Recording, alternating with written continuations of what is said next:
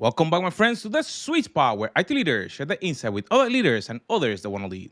My name is Carlos Vargas. Wait. This is not a regular week. Howard, do we have two Howards? Did we change? That's true. That's true. The beards are multiplying. How you doing, guys? Doing well. Hey there. Doing really good, Carlos. How are you? I'm good. After a little bit of space, Star Wars rides. Oh yeah, that's right. You finally got to join the official Disney crew. Yep. Right? I think it's a requirement for the podcast. I think to become a regular guest, you have to at least go once a year. Is your hat based on your negative cash flow based on that vacation, or what's the? Actually, it's actually not. It's like let's see, Cardone Capital is making me some cash flow. Let's see. I see. You're slipping in some advertising. Yeah, it's so expensive. You've now got to have some advertising. Are you going to start saying like what is it, Taco Bell every or Carl's Jr.? Carl's Jr. That would be cool. I'm gonna program it. Cling. Taco Bell. Yo quiero Taco Bell. I believe we have a special guest this week, Mr. Don Jones. I think I've known Don for about a decade. Yeah, that sounds plausible. Sounds reasonable, right? I mean, if we're just making stuff up. Yeah. Where did you intercept? What's the origin story here? So my all-time favorite non-security conference is Tech Mentor. Tech Mentor is actually kind of what it sounds like. It's Microsoft focused, but it's a bunch of really smart people that get up on stage and teach you how to do something really, really directly. There's no sales. I'm fairly certain that if you tried to sell something, like if you tried to sell, like if you work for HP and you try to sell HP, I'm pretty sure a sniper, like a red dot will appear on you, and there will be a shot that rings out and you fall. Yeah, 100%. That's conference policy, actually. Yeah, they're hardcore against any kind of like content that sounds sponsored, which made it really, really good for just absorbing information. And everyone they put up on stage was incredible. And they let Don come up on stage, and Don wrote a book called "Learn PowerShell in a Month of Lunches." Did I get that right? Yep, that's correct. Which I think I bought 4 versions of. Yeah, there's a bunch. Yeah, it's a fantastic book for anyone that's looking to learn PowerShell. But Don also came up on stage in a 3-piece suit, and nobody else did. Yeah, I remember that. The suits or what was the? It was actually, I doubt it was a 3-piece suit. It was probably a vest and a tie, because I wave my arms a lot. Oh, that's true. That's true. Yeah. There was no jacket. It was the vest. Yes. No, Mark Manassi was the 3-piece suit guy. And an embarrassingly large amount of my career decisions were based entirely on what Mark Manassi did. And so I wanted to dress up a little bit, and because he has really good reasons for wearing a 3-piece suit. And I'm like, I want to do that, but I can't wear a suit. I don't want to look just like a Mark Hanger-on. So I wanted to come up with kind of my own style. So I had a stylist who came up with that and helped me pick out the vests and the ties that went with them, and laid out my outfits Animal style before when I packed. Yeah. Wow.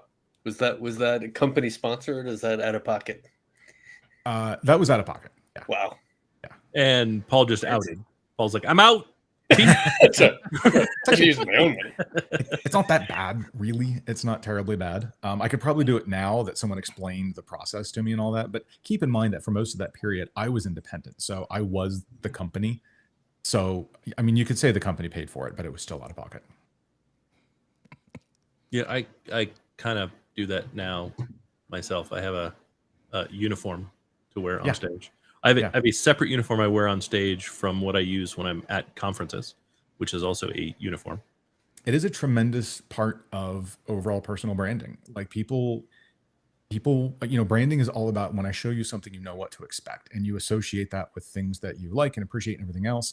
And your appearance on stage, like I hated wearing the conference branded shirt because that wasn't my brand. It was there. I'm not there to help them. If I wanted to get takeaways off of that, like come to your location and teach a private class for you, which is where I made a lot of money, or whatever it was, all of that had to factor into it. So I mean, you really have to think it's it's how do you present yourself? It's how do you sound? It's what kind of jokes do you make? It's how do you write? It's what do the covers look like? It's what does your covering look like? What do your clothes look like? It's kind of everything. So that was a huge part of it. I mean, I want to say from 2001 to 2014, I was pretty much independent most of that time. Most of my presentations have a bio slide as the first slide. And it has this massive full page picture of myself with a gray jacket and blue shirt. I tried the darndest to ensure I wear that exact outfit every time I'm on stage, just so that they could see the picture and see me as a duplicate of environment. There you go. And if there's more than one screen, it's better because then they get to see the live and digital version all at the same time. And see, I try to use as few slides as possible. Zero slides is my target. Really? You and Howard are the same. 100%. I take the alternative approach. We tell stories. I'm sure you also tell stories, but I find having visuals behind me helps with the story. And as I'm transitioning story, I transition visuals. Most of it's visuals and not words, but I like to ensure that, just like turning a page, that's what the audience is feeling like. Yeah, if I'm doing a board level presentation, for example, I will have some supporting visual materials, mainly things that either emphasize or support what I'm saying. When I was doing Tech Mentor, there was enough visuals in terms of the products I was demonstrating, usually Windows PowerShell, that when I wanted to talk and I didn't want you looking at the screen, I wanted you looking at me because I needed to wave my hands and make some giant statement like, learn PowerShell or learn to say, would you like fries with that, right? Like there's a whole teaching methodology that kind of, builds around big statements like that. And I didn't want to distract from that. So yeah. Right. Was that learned or did you evolve over time? Like your first stagecraft, same as your existing stagecraft? Oh God, no. Right. My first conference presentation was probably, I want to say like 1997, 98. And I was super nervous. I had a ton of slides because I wanted to, that's how I was going to keep myself on track and remember what to say. My demos were all extremely scripted. So, you talk about storytelling, and the thing that tech people get wrong about teaching anything, and not even teaching, but conveying any kind of message, is a lot of us have a very engineer type of brain, right? Like we're accustomed to see the problem, solve the problem. And so we start out with this idea that, okay, before I can start, I have to indoctrinate you. I have to teach you all the terms and concepts and everything else. And that is a crappy way. And you're thinking, well, it would have been easier if I knew all those things up front when I was learning, because I had to learn these things as I go, and that was harder. And that's because that's how your brain works. And you had no choice. It was always going to be that way. But as an engineer, you're trying to you're not trying to make my learning easier. You're trying to change how human brains work, and you can't. So don't. And here's how storytelling works. So I definitely, out of the gate, I'm like, okay, here's the 12 acronyms you need to learn. Remember all these. And that's just not how people learn. So I have definitely learned a lot and evolved a lot over time. I've studied a lot of cognitive science, a lot of instructional design. All of that has really been an input. I mean, there is a science to communicating with other human beings. So there's also the art of confidence. Yeah. Right. I think if you mastery of something requires, we're just going to pretend it's 10,000 hours, but to use that kind of saying, right? It's 10,000 hours of proper practice, not 10,000 hours of practice. That being said, if you don't want to be a professional at it, but you want to be decent at it, zero of it comes without practice. Yeah. Right. If you didn't do any of the reading and simply got up on stage 50 times, the difference at the 50th would be grossly different than the first, just because you'd get over the fear of, oh my God, this is going to be the worst thing ever. And pretty soon it's just another day that ends in Y. Yep. Right. Yeah, for absolutely certain. Again, the first time I was on stage in front of, 100 people, I was just sweat pouring down me and everything else. I've been at Tech Ed or Ignite or whatever they called it with 6,000 people crammed into the room, and it was fine. It was Tuesday. It was whatever. Yeah, and it's amazing the difference that makes in how your message is received. Yes. If I could, I wish I could get people to understand that your message might be amazing, but if you're not confident, no one else has confidence in you. Yeah, confidence is the one thing that gets mirrored right back. It's tone of voice. If your voice is breaking or wavering, and your audience can't help it, right? It's built into our brains. It's part of the body language, part of our brains. And you can even tell everyone up front, look, I'm a little nervous. And it doesn't matter. They can try to make, accounts for that, but you can't. Like, your brain is automatically discarding this information because it's hitting the wrong triggers. Well, and that's the thing, right? I can say, you can get up on stage and say, I'm nervous. I don't really do this very often. And that might change how the audience interprets you as an individual, but it will not change how they interpret the information that you give them. Nope. They will not be any more confident. They will not retain it any better than had you not given that disclaimer. They will retain it infinitely better if you've developed the storytelling voice.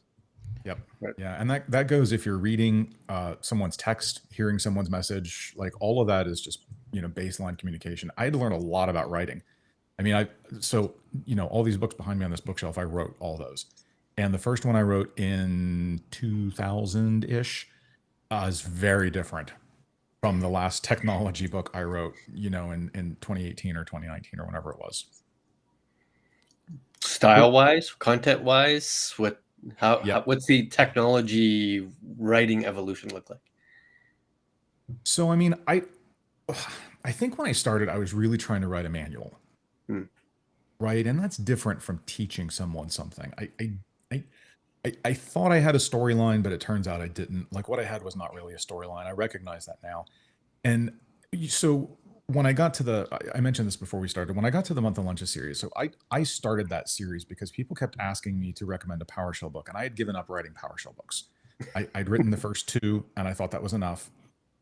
And I'm like, well, why wouldn't you just buy one of the ones I already wrote? Well, see, it turns out the ones I wrote first, when PowerShell first came out, I wrote them for a VB scripter because that's who the initial audience was. So I was writing for another programmer.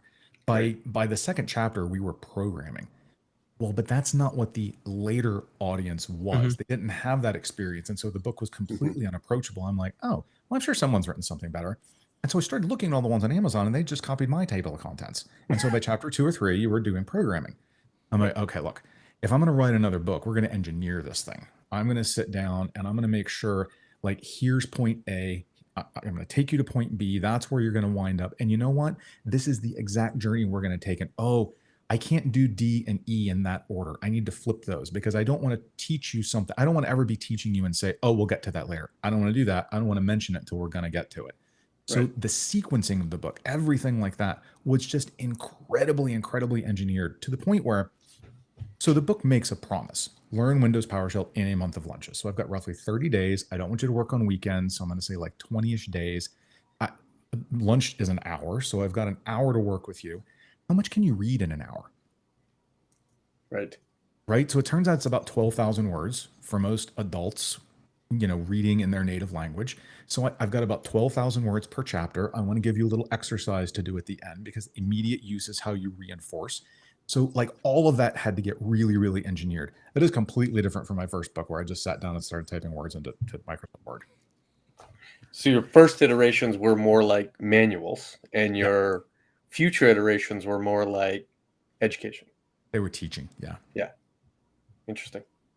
And how has that evolved into the fantasy side of authorship? Like, is it significantly different? Are you using the same general approach? Are you trying to train, in a loose definition of train in that respect? Yeah. So it's funny you say that because apparently I'm dumb and can't learn from the past. So you're back to the manual. This is a fantasy manual. If you go to my website, donjones.com, you can sign up for my author's newsletter and you get the first trilogy I wrote, the first 2-book series I wrote, and then some short stories. And you might read those and go, the story's fine. But what I did is I just sat down and started writing. And it's fine, but like I didn't have a point B. I knew what point A was. I had no point B. So I'm just, let's see where these characters go. And it turns out that's George R.R. Martin's problem. And it's why he's never finished stupid Game of Thrones, because he's like, I don't know where the characters are going. I'm like, you should have known that before you picked up the typewriter. So now I write my fantasy books a lot like I wrote my tech books. I outline aggressively. I'll spend a month outlining. And I want to make sure I've got all my plot arcs accounted for and I know what every character's doing.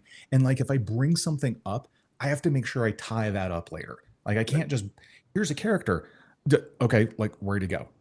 oh, I was done with him. I didn't need him. No, you have to write him out of the story. He can't just not show up again. There's got to be a reason for it. Right. So I outline aggressively. And then I don't know, the other day, so we just had summer break last week. So I wrote a chapter every single day. I had a couple chapters that were 10,000 words.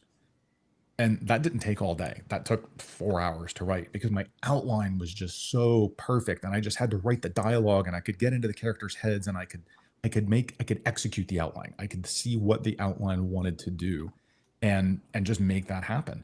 So yeah, it turns out that my fiction writing is structurally a lot like my tech writing. I just had to rediscover that fact. Do you have like a word count minimum? Like Stephen King is 10 pages per day, and if he doesn't get his 10 page, he was working till he hits the page count, and then he goes golfing. No, because if my brain's not working, I just have to acknowledge that and stop. Yeah. Usually I'm writing crap at that point. I'm going to just have to rewrite it anyway. Right. It depends on the book. The book I'm writing right now, I want it to be 100,000 word book. So, I've got this many chapters, blah, blah, blah. So each chapter needs to be about 5,000 words. Some can be more if some are less. Some can be less if some are more. If I don't hit it, I usually put it aside and I come back to it the next day, or I'll ask someone else to read it. Because often they'll be like, you went really quickly through here. Like, people are making assumptions in their heads that I'm not getting on the page. And I'm like, oh, great. Perfect. That's 1,000 more words. We're good to go. Have you ever seen the interview between King and Martin? Martin is the interviewer, and Martin, he still says it's like the best moment I've ever seen in an interview of authors. Martin looks at King and goes, "What do you do about the crippling writer's block?" And King goes, "I have no idea what you're talking about." Like for an author that's as prolific as him to say, "I've never had writer's block." How hard could it be? Do you just want to punch him? No. Like, no, I'm not an author, and I don't kind of want to punch him. I've never had writer's block. Interesting. I have definitely had times where I wasn't in the mood to be in those characters' heads at that moment. That was not writer's block. I knew exactly what they needed to do and what they needed to say and everything else. I just wasn't in the mood for it. So I've just finished a fantasy trilogy, and I really need to get into the trilogy that it winds up being the prequel to that, although you don't know that at the outset. And I have it outlined. I know what everybody has to do, and I sat down to do it, and I was like, oh, God, I can't. It's just too much magic and fairy tales right now. So I have another series that's a science fiction series. Let me try and do this. It just started gushing out. Yeah, I can see that, right? You spent so much time in a time and place with specific characters that Yeah. to live their world at a different time and place would be weird. Yeah, and they You just need need a to day go. after, right? They need to go home and come back next year, maybe. Right. Yeah.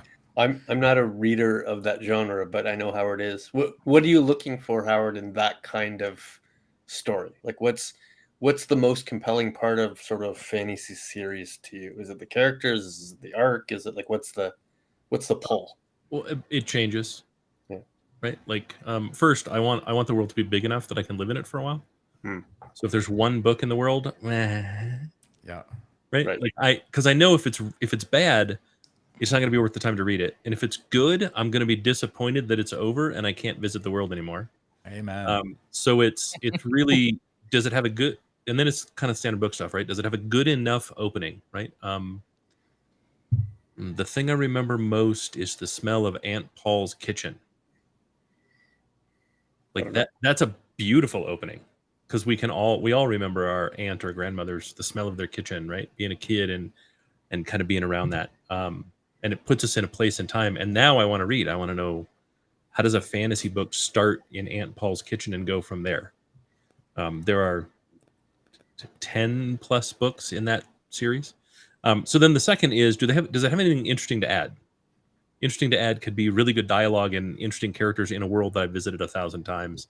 It could be, it's fantasy, so it could be a unique system of magic, or in the case of Martin, almost no to no magic, right? Very similar to Tolkien in that way, right? Yeah. It could be Ellie Modeste Jr., who writes where magic is extremely prevalent, and yet still figures out a way to manage supply and demand economy when you can create anything from magic. So does it have something interesting to say? Is the world interesting? And then it's just standard book stuff, right? but it really is like, how long am I going to be able to live in this world? The worst. I'm reading something now. It's in a universe created by Stan Lee. But they did a huge promotion at Comic-Con a couple years ago. Big interactive exhibit that you walk through called something about light. I don't really care. Really, really good first half. I like reading one page now is like thumb screws. It's an awful, torturous experience, and I don't know what to do about it. I'm now so far in, I kind of want to know how it resolves. At the same time, it's taken a turn to a place that is so incredibly boring and well trod that I just can't be bothered to continue to read it. Yeah. Which really, it's horrible, right? Because that's like the worst you could do. I'd rather it was boring all the way through. Right. At least your expectations would be set. Correct. Don't change expectations part the way through. Right. Well, so my fantasy series will ultimately be $10. So hopefully that'll be enough for That's you. good. Yeah, I'm about halfway through. Do you have a visual goal here? Like, you want to see this on stage? You want to see this on film? You want to see this in Netflix? I mean, I'm not going to say no to an HBO deal. But some authors don't have that vision. They like the written word. They think it's a better representation of the story versus its 90-minute version. I write very visually, so I think this stuff would translate pretty well. There's a certain amount of internal monologue, but even when I'm writing first person, I don't use that as much as I probably could or should. So right. it would translate well. I've never had that in mind, though. Interesting. Just keep in mind that for a tech company, Amazon can't produce anything with visual effects. And Netflix can't commit to anything more than 2 seasons. Yeah. So a 10-book series, don't sell it to Netflix, and please don't sell it to Amazon. Yeah. So looking at all this, you went from technologist to book author, initially on the technology field. Yep. Then you went into a little bit more creative writing. Any other jump? And I'm just looking at the progression that, as a technologist, you went through something completely different. You still have a day job. That's the interesting part. I do, yeah. I got a day job. I'm not authoring books. I think the jump to leadership was huge, and it is a jump. And make no mistake, it's a jump, and it's not an evolution of your technologist skills. It is a different job with different skills and different things that you like and dislike. And honestly, the first 2 times I did it, I didn't care for it. I was probably too young. I did not have a good mentoring level support for someone to kind of teach me through it and make me feel better about things that were going wrong that I was accountable for, that I had no control over. Like, that's really hard. But now I love it. Now I would really not have it any other way. I really enjoy what I do right now. So one of the problems I have is leadership has made me very hard to manage. Really? That is 100% true statement. Yes. Paul says, as a Howard is very hard to manage. I'm very hard to manage. You find that to be true for, like, I could not imagine managing Paul. Do you find that unmanageable? I probably am. I don't know that my boss. We're a pretty small company, and so I don't know that my boss manages me so much as, I guess, points me in the right direction, and that's what I get done. I mean, I definitely get feedback, and there's constructive feedback, right? Sure. It's, annual review time is not all you're an amazing deity and we have nothing to say. There's feedback, and there's things I'm always trying to get better at. I probably am. I try not to be hard to manage, but I probably am. Yeah, I did not say nor make the assumption that anyone has reached their final form. I know I haven't. I look forward to constructive and positive feedback. Even negative feedback I find better than positive reinforcement. Because I don't know what to do with compliments, but I know it's a good feedback. I can change. I already know I'm good at something. Tell me what I'm not good at. Right. Which is not a skill in that leaders should reinforce. Right. Leaders should reinforce giving positive feedback. If it's all negative all the time, then that's, nobody wants to hear that, except apparently strange leaders that are really looking for that. I just don't know what to do with it. I don't know what to do with it either. And our team is really, really good at it. I mean, the company has a great culture for that. It's like, hey, really impressed, really proud you got that done. I'm like, okay. Thanks. But was that not the expectation? Did you not expect me to do it on time, on budget, and well? Yeah, I mean, I don't know. Just when I Right. get my bonus check, I guess I'll know I did a good job. And if I don't, then I know I didn't, and I'll ask why. I think it might be incumbent on us as leaders to ask the next question, which is, if I were to do this again next time, how would you see it running differently? Or how would you perceive the output differently? And maybe they'll have a different answer to that. Right? It's quite possible that you were brilliant at this task, but maybe a switch or a dial change would have made it even better. For most of my career, and this is probably not true of most people, but for most of my career, the actual outcomes I've been asked to produce, I have produced spot on, nearly exactly like within margin of error, expected error. Right. That's not my area for improvement. My area for improvement is my personality. So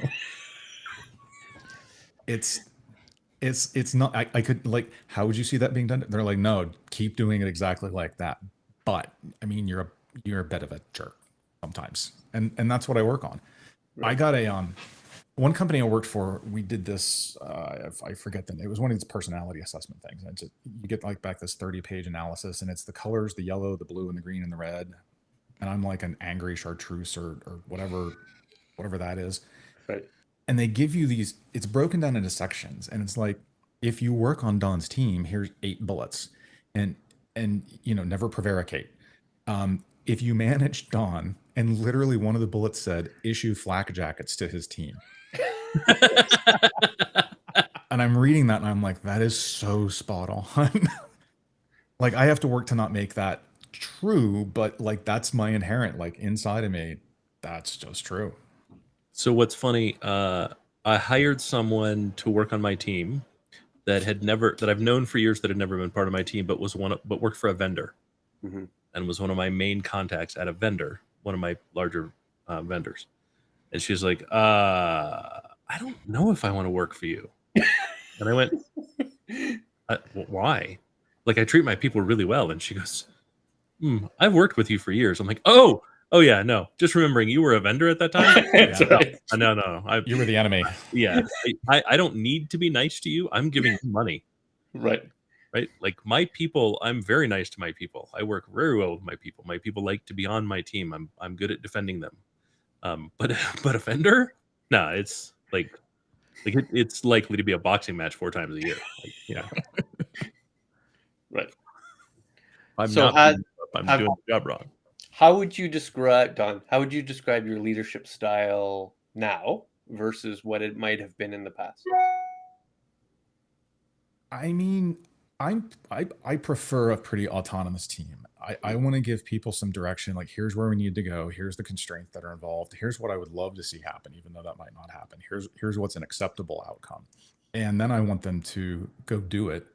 And I want them to tell me if something's in the way, or if we're doing it stupidly and we could be doing it better. Like, I want them to tell me how to run the machine. I don't know how to run the machine. I literally don't know how to run the machine. As far as I know, I don't even have access to the machine. Mhm. So I want them to do that. That's what they're good at. That's what they're hired for. That's where their success is going to come from.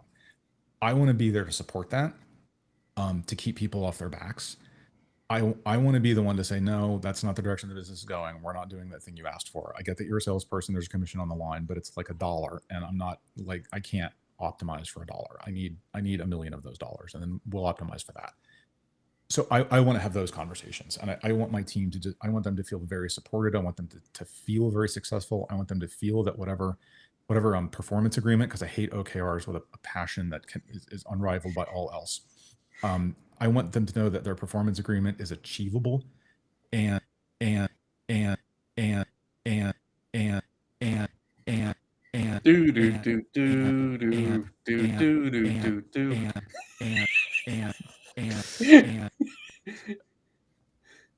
Well, I think we lost Don, but I like where he was going.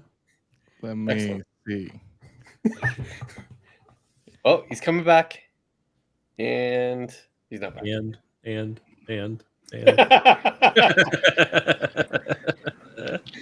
My microphones were switching Tell me more themselves about that. dynamically, and I'm not sure why. Oh, here we are. Uh-oh. I have to pick it. I don't know. See what happens when you have so much technology. It's too much. One or many of them could go wrong. I'm going to honestly I'm gonna blame it on the hub. Everybody's back. Yeah.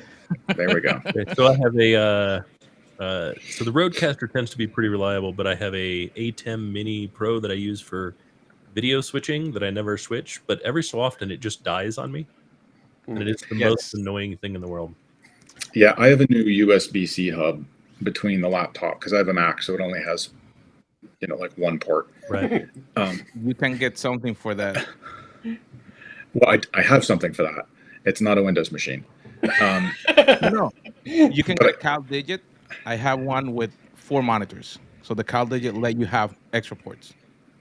Yeah, no, that's what I have. I think that's the thing that just decided Okay. it didn't want to do it right this minute. So everything was trying to switch back to the laptop's built-in stuff, and then it's like, no, I'm good. And so then everything wanted to switch back. But, Yeah, that sounds typical. So I'll keep an eye on that. So we heard your answer, which was helpful. I think my biggest evolution has been, early years to my team. We need a blue box. Build me a blue box.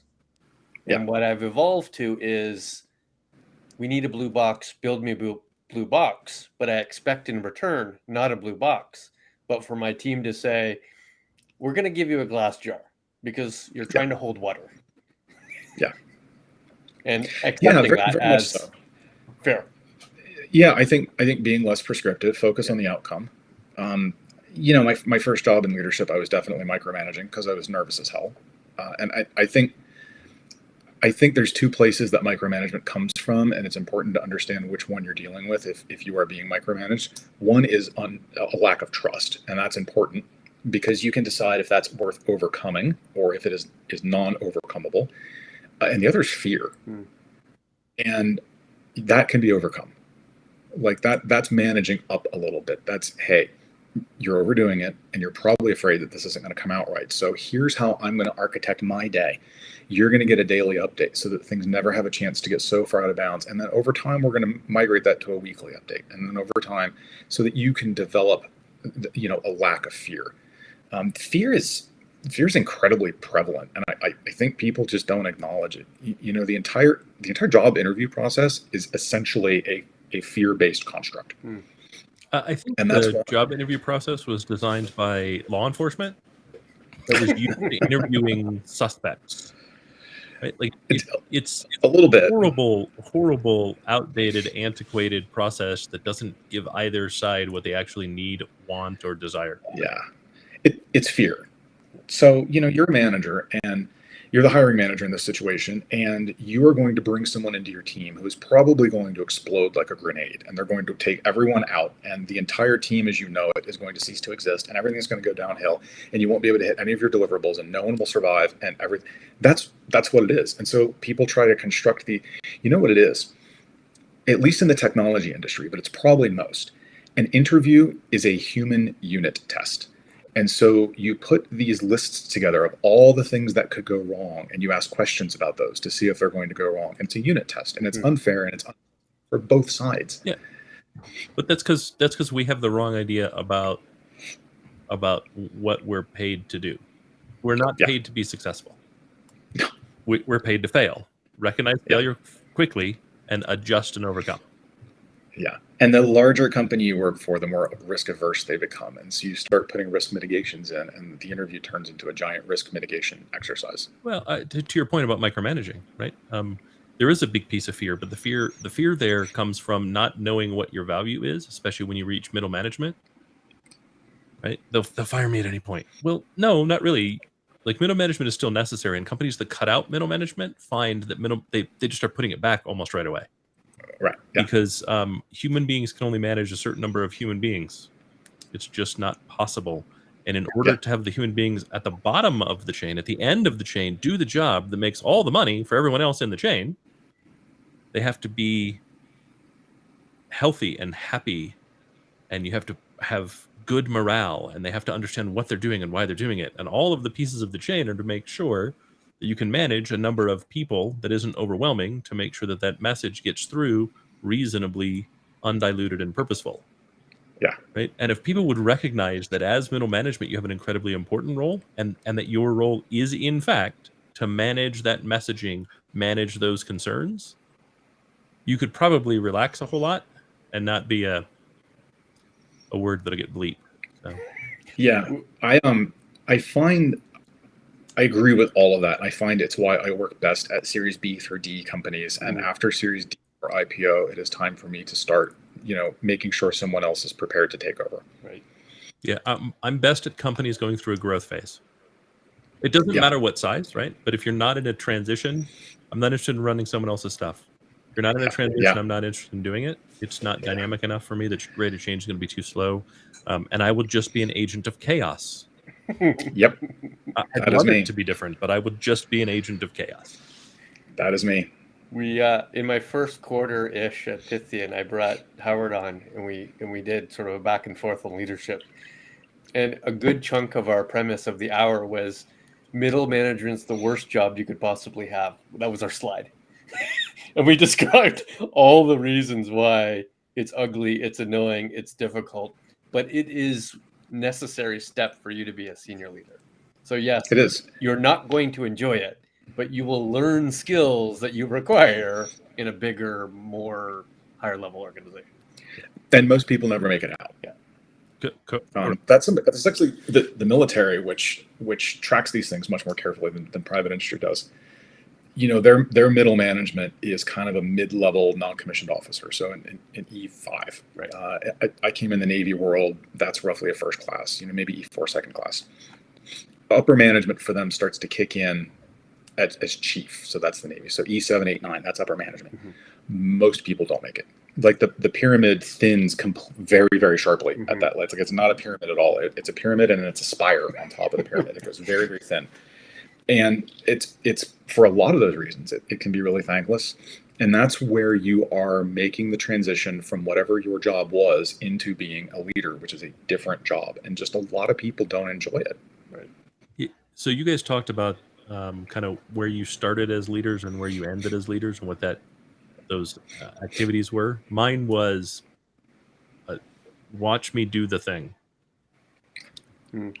Right? I came up through engineering. So as the engineering leader, watch me do the thing. Now you go do the thing more times, and then I'm going to do the thing again, and then you're going to do the thing more times, and then I'm going to do the thing again, and you're going to do the thing more times. It was not a lot of I'm going to entrust you to do the thing. There was a lot of I'm an expert at the thing. I know how to do the thing, and I'm very, very fast at doing the thing, and and very successful at doing the thing. So I'm going to do the thing. Please don't script the thing at a higher error rate than I script the thing, and try to do it relatively as fast as I do. And that is a horrible leadership style.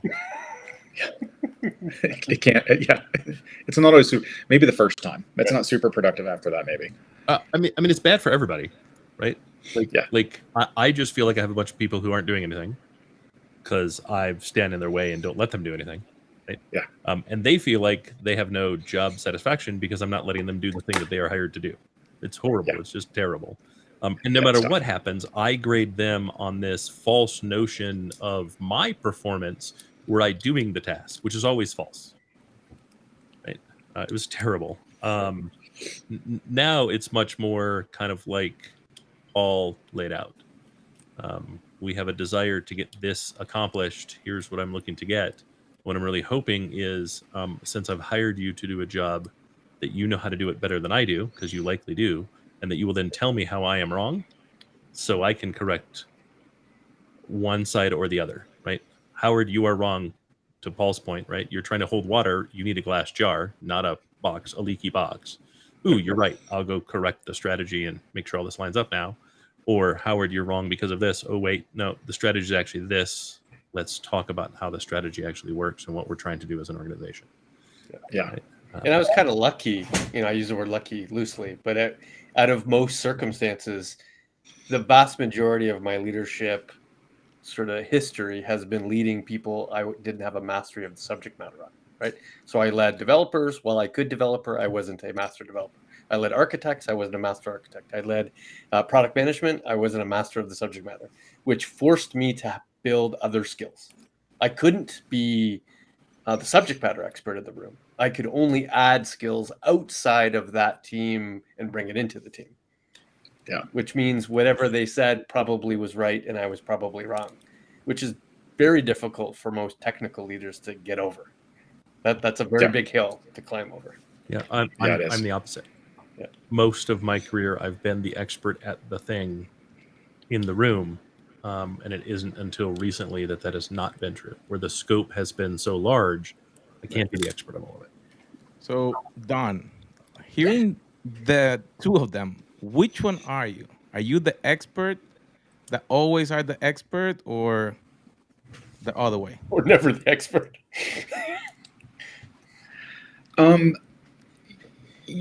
So far it's probably been 75% the expert, 25% not. I have, for the past, since 2014, been in content development of some kind or another. And I know a lot about content development. I know a lot about how to do it, quickly, cheaply, consistently, reliably, accurately, all the things. So it's been a lot of that, and I've got a lot of experience there. And my team doesn't share all those same experiences. So kind of bringing them together and getting, some operational excellence in place, and really putting some KPIs and kind of measuring what we do and really knowing when to celebrate our successes and all that. That's been my job.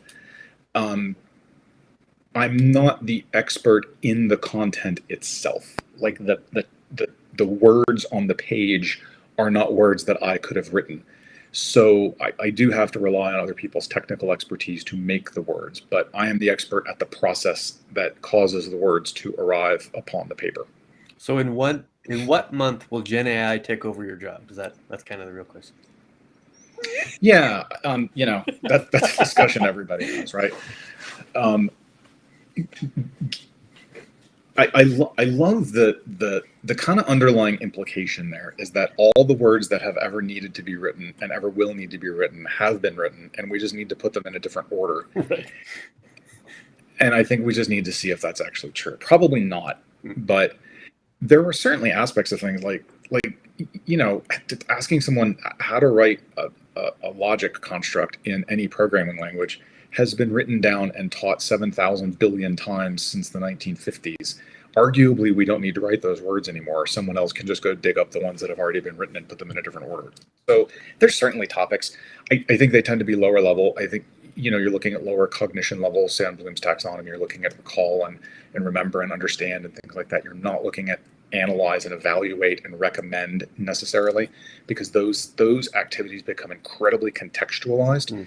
And there's almost no reasonable way to feed all the context into an AI, like all your business restrictions and the fact that your CTO will never buy off on something that involves X. It's just all the businessy institutional stuff that gets involved. I think its role as an assistant is where we have a lot of discovery to do. Is this in fact an easy thing? Can you put this together in a way such that someone else can look at it and verify, yes, this is the right thing, it's going the right direction, it's not giving away too much or whatever else. It's got a role, no question. I think we're still figuring out what that role is. I think everybody immediately leaps to, oh, I'm going to lose my job. If you're in anything above an entry level job, probably not. Maybe. Especially. Let's remove Jen from the AI. Right, there's a ton of things that AI can do that is far better than humans, that requires a ton of education and is a specialized skill. The ultimately the problem with Gen AI is it drives to the mean. It doesn't drive to the interesting. It doesn't drive to the edge case. It's not designed to, and it shouldn't. And so if your job is to design to the edge case, then continue. Yeah, it can help you cover the middle. Mean, then that's a little different. It can help you cover the middle, and then you need to take care of the rest. Yeah, I wouldn't disagree with that. I think that the various applications of AI, what occurred to me the other day, though, is when I got my first MCSE certification back in the mid-90s, I had to take a networking essentials exam. And this was literally subnetting and IP addresses and how does a router work and what does DNS do. Nobody teaches that anymore unless you're going for like a Cisco certification. Right? Like if you walked in, it legitimately, and I understand why they don't, if you walked into a modern business today and said, hey, does anyone here know how to subnet? They should kick you out of the building. Like no one's doing that. But I think as we start to rely on these underlying tools like AI to get us to the mean, there is a real risk that we lose the underlying foundation that we've built all this other knowledge on top of. Yeah. Yep, I have a talk called "The Death of Expertise." That's all about that particular risk, Yeah. right? As Yeah. we continue to dumb out the middle, right, the stuff done by tier 2 and automate it, when it breaks, you still need tier 3 engineers. And if all we're going to do is Yeah. become the next COBOL programmer, like that's fine while I'm alive and cognitive. Yeah. But at some Yeah. point, Yeah. we're all going to age out. What are you going to do then? Yeah. Right. And I see these job descriptions apparently, occasionally float by on LinkedIn. Prompt engineer. We're hiring a prompt engineer. I'm like, oh my God, that sounds like the least satisfying way to get food. Does it or does it not sound like idiocracy, like a huge leap towards idiocracy? Yes. But Brondo has what plants need. But what's in Brondo? It has what plants need. I'm like, oh my God, that sounds horrific. That just sounds really, really terrible and unsatisfying. At the same time, Harvard just announced that they're going to have a CS class taught by an AI, that the AI will be the professor. And I think that's wonderful news because my daughter just went through her first CS class at a university here in Denver. I won't name the university nor the professor who should be fired. But every time any of the students asked a question, he said, I don't know why I need to take time out of my brilliant work, my brilliant contributions to help you. This stuff isn't that hard. To which I went, oh my God, who in the hell is teaching this class? They must be brilliant. That is literally what we were paying you to do. Is he just responding with Stack Overflow links? Like what's the? No, nothing. He didn't help them at all. They were all confused. They So- just kind of tried to help each other to figure it out. However, So I have to ask, if Harvard's going to do this, is it coming at like a 90% discount? That's right. we both know the answer is no, Where's the margins? right? Wow. But at least, like, if she'd have taken the course 2 years later, Gen AI would have been available, and she could have just asked the AI, and it would have explained it infinitely better. Like, that guy needs to be fired, and I hope AI replaces his job, especially because, near as I could tell, I did some research. Near as I could tell, he's never contributed to a single project, open or closed source. His name is on nothing other than being a professor. He was probably too busy being brilliant. That's right. Right. Like, it does take a lot of time. It does. Right. It He's does. tenured. I've heard. It doesn't matter. Yeah, I've heard. Carlos, 47 minutes of high quality content. How are we going to monetize this? Oh, we will. We said generative AI. We said leadership. So we have all the keywords in there. I was trying to figure out at what minute did we start with content, like we said in the last episode, but we started from the get-go. So I will tell you the beneficial use of AI. And I've had this. So I have a book I wrote, fiction book. It's a young adult. It's called Clara Thorne, The Witch That Was Found. And the main character, Clara, was very much inspired by a childhood friend of mine who I still keep in touch with today. And I called her up and I said, Amy, I want to send you this book. And she read it. She said, this is just delightful. I really enjoyed it. She, I could see so much of myself. I'm like, well, that's good. Fun question. Would you like to narrate the audiobook? Wow. Because I'm like, all you do is read a story. But it's harder than that to read an audiobook. Sure. So the reason I just set all my audio equipment back up is because she had it and she was using it to record the audiobook. But the problem is that if you're not a professional audiobook narrator, you will still read through and, a bit of it occasionally, and you'll click a word and you won't catch it. You won't read it. So now I've got tons and tons and tons of audio that I can't actually use all of. Right. So there's a website called play.ht. And I uploaded all 20 odd hours of her narration to it, and it cloned her voice. Mm-hmm. The thing is $600 a year, unlimited use, $600 a year. And I fed it the manuscript of the book, because I wrote the book, I have it. Right. And apart from having to go wonky the spelling of some words, like it wants to pronounce the word mesa as Mesa, so you have to respell it as M-A-I-S-A, and it gets Mesa. It's fine. It's beautiful. It's gorgeous. Like it, you even get the inhale in between words. So, as someone who spent a lot of time producing and keeping maintained and updated training videos, I'm like, this is magical. Like, nothing in my demo has to change. I just got a word wrong. An editor could go feed the new word to this thing that's been trained on my voice and just boom. Like the productivity improvement, and not to take my work away from me, it could eventually. I would license my voice. James Earl Jones licensed his voice. Right. There's another company that's used by Hollywood. They're much more expensive. And what you do is you train the model, right? So you give it tons and tons and hours and hours and hours of the target voice. And then someone else comes in and reads the script. So they do the dramatic performance of the script. Right. And then it takes that dramatic performance with the intonation, the pauses, and the emphasis, and it puts it in the other person's voice. Wow. I'm like, I want that in That's the house amazing. right now. Yeah. Yeah, there's a whole bunch of neat uses I would have for that.